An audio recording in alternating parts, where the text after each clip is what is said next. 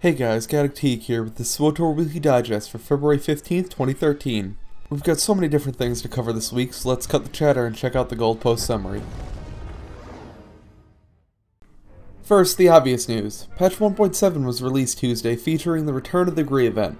This event takes place on the much maligned planet of Ilum. For more information on the event, head over to the Corellian Run YouTube channel for my coverage. As usual, the new content patch was accompanied with a Cartel Market update. The Space Pirates Cartel Pack is the final part of the first shipment of the random Cartel Packs and is available for the usual 360 Cartel coins. Interestingly, BioWare also released the Space Pirate Cartel Pack Hypercrate Super Extra Rainbow Edition, which contains 24 of the aforementioned Cartel Packs. This bundle will set you back 7,344 Cartel coins, saving you 1,296 or 54 Cartel coins per pack. That's a hefty chunk of change right there. This reeks of BioWare testing the waters for future Cartel Pack shipments.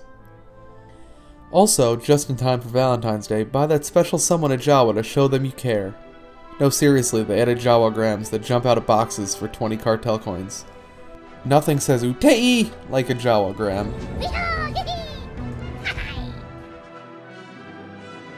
Thursday, patch 1.7a was pushed live, featuring a fix to one of the new legacy unlocks, and a nice change to the report feature. Players who frequently get reported for abusing the chat system will now receive a 12-hour temp ban from chatting. This is a welcome change that will hopefully decrease the number of flamers spamming in Gen Chat. I can hope, right?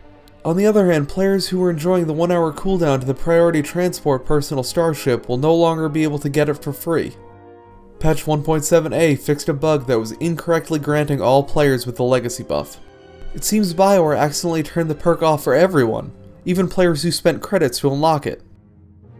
This is a known bug, and BioWare says if you have not purchased the perk yet, do not until it has been fixed. BioWare caught some heat on Tuesday after changing the way searches were conducted on the GTN without mention in the patch notes. Joveth Gonzalez quickly chimed in saying that the patch notes have been updated to reflect the changes made. These changes in question limit all GTN searches to a maximum of 4,000 results, and requires all searches to be a minimum of 3 characters. It seems that many players doing short searches with large numbers of returns was putting stress on the GTN, causing other players to have performance issues and even crashes. The GTN has never been a strong suit of this game, and I hope the solution hinted at in this gold post comes quickly.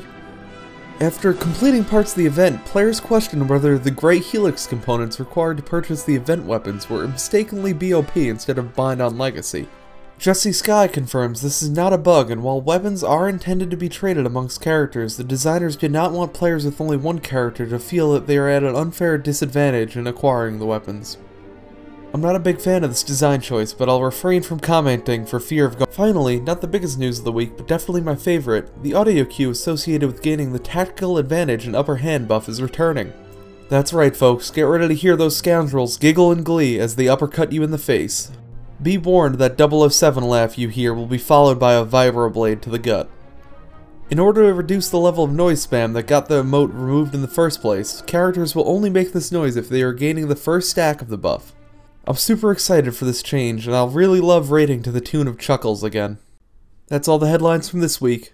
One programming note, because I record this show on Thursday, I miss out on a lot of great community content released on Fridays. So I'm going to start a new setup where I release a community news episode on Saturday or Sunday. This will replace the Surfing the HoloNet and Galactic Transmission segments of my show. I'd love to hear your feedback on the change, so if you like or dislike it, please leave me a comment letting me know. As always, if you like what you've seen, make sure you like and subscribe so you don't miss out on any SWTOR news updates. Until next week, this is Gaddock Teeg signing off.